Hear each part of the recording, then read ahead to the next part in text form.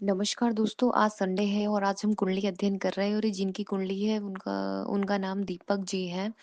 इनके date of birth है 5 मई 1987 12:07 दोपहर का प्रयागराज उत्तर प्रदेश। इनका प्रश्न है कि मैं बिजनेसमैन था मतलब और इनके बिजनेस में 2010 से काफ़ी नुकसान हुआ जिसके कारण आज ऐसी स्थिति हो गई है इनकी कि मैं किराए के घर में रहता हूँ और क्या मेरी स्थिति सुधर पाएगी? और इनका हॉस्पिटल था वो भी बंद हो गया है।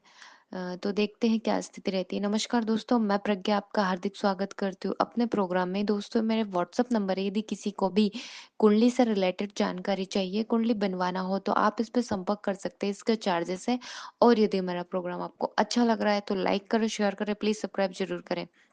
हम देखें तो यहाँ इनका जो लग्न है और राशि है वो कर्क बनती है, जो कि कर्क लग्न में ही चंद्रमा बैठे हैं लग्न में। इसके साथ ही इनका नक्षत्र है जो शनि का नक्षत्र है, पुष्य नक्षत्र। इसके साथ ही चरण तीसरा है, गण देव है। देवगण अच्छा है, देने वाले होते हैं ऐसे लोग। और इसके साथ ही तिथि इनकी शुक्ल सप्तमी है।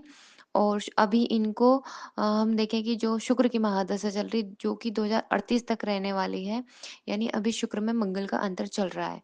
तो हम यहाँ देखें कि ये जो जीवन है मतलब देखते हैं उतार-चढ़ाव वाला होता है, स्वाभाविक से संघर्ष होता है। तो हम देखें कि लाइफ टाइम संघर्ष तो रहता ही है, तो सबसे बेस्ट है कि अपना बेस्ट करें। आप देख लें कि जैसे शेर है, शेर बूढ़ा हो जाता है या फिर बीमार हो जाता है, तो क्या वो घास खाता है? नहीं खाता है, मांस ही खाएगा, स्वाभाविक है। तो यदि आपको अपनी क्षमता देखना है, तो यहाँ डिपेंड करता है कि आपकी भूख कैसी है।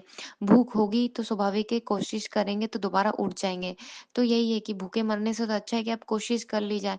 यदि शिकार का हुनर है तो दोबारा व्यक्ति उठ खड़ा होता है, जो कि हम देखें कि जो हो गया वो तो हो गया पर नया क्या कर सकते हैं यहाँ देखना ज़रूरी है। तो हम यहाँ पर देखें कि जब भी मंगल पंचमपति होकर लाभ भाव में जाकर बैठता है तो वो महाधन योग बनाता है, जो कि हम यहाँ पे इस कुंडली में देख सकते हैं।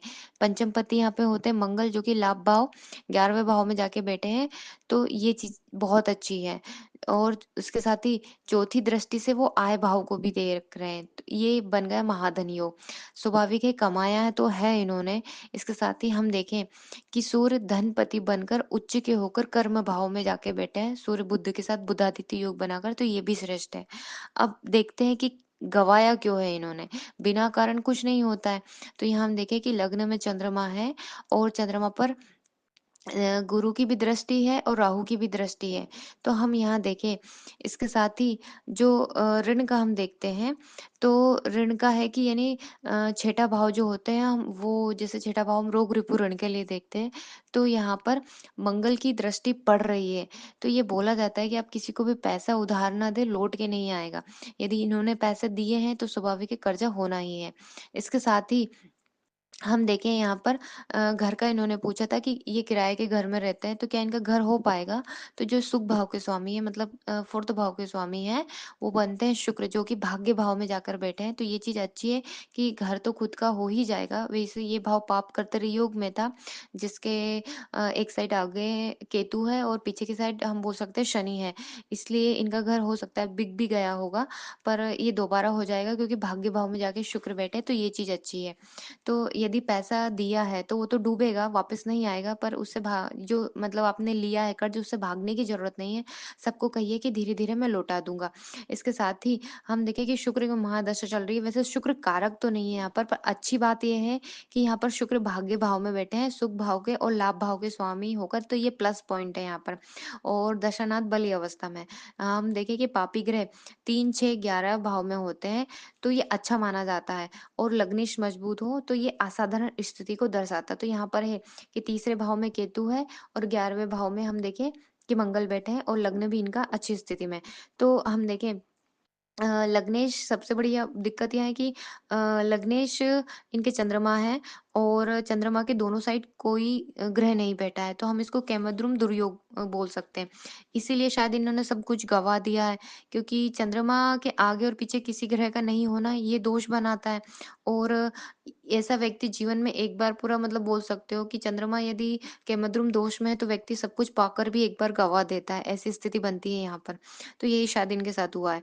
इसके साथ ही यहाँ पर गुरु की भी दृष्टि है, तो केमद्रुम भंग होता पर राहु की भी दृष्टि है, इसलिए थोड़ा रिलीफ तो है, जैसे कि बारिश हो रही है, आप छाता लेके खड़े हैं, वैसा आप देख सकते हैं।